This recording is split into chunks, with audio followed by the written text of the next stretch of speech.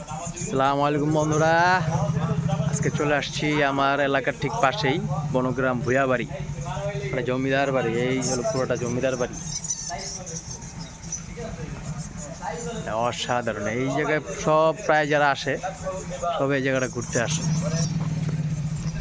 আমরা বন্ধু আমার আসছে দেখে আমি এটা এক্সপ্লোর করতেছি। এটা আমি সবসময় আসতাম, কিন্তু ভাবলাম যেহেতু আসছি আপনাদের একটু দেখাই আর কি।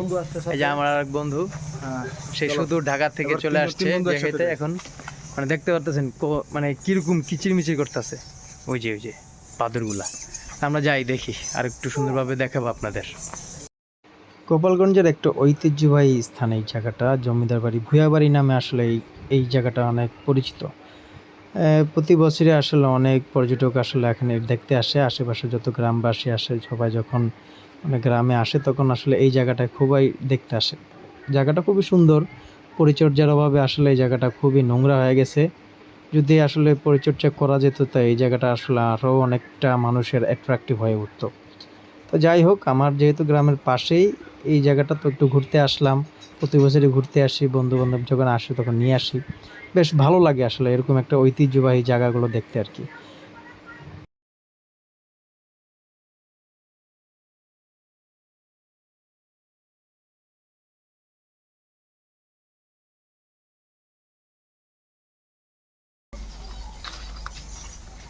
এই জায়গাটা কিন্তু অস্থির লাগছে আমার।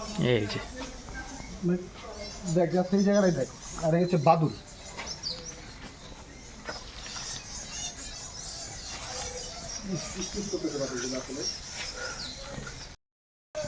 বন্ধুরা দেখেন, মানে এই জায়গাটা কতটা সুন্দর না রে বন্ধু? কিন্তু এই জায়গাটা প্রচুর গন্ধ, মানে এত পরিমাণে বাদুর, এনে বাদুরের বসবাস।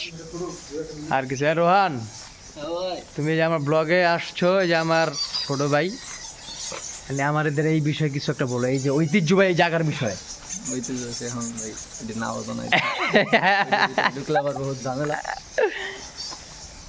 তো আসলে ঐতিহ্য ধরে রেখেছি জানি, ছোটখাটো প্লাবানেরা। হ্যাঁ রাখছে দেখতেছি। জমিদার বাড়িটা বেশ ছোট, তো আর দেখানোর কিছু নাই। আর আশেপাশে আরো কয়েকটা জমিদার বাড়ি আছে, ওইখানে মানুষ থাকে। আশেপাশে অনেক মন্দির আছে, যেহেতু এই পুরোটাই হলো হিন্দু পাড়া নামে পরিচিত। তো এখানে হিন্দুরাই বেশিরভাগ বসবাস করে থাকে।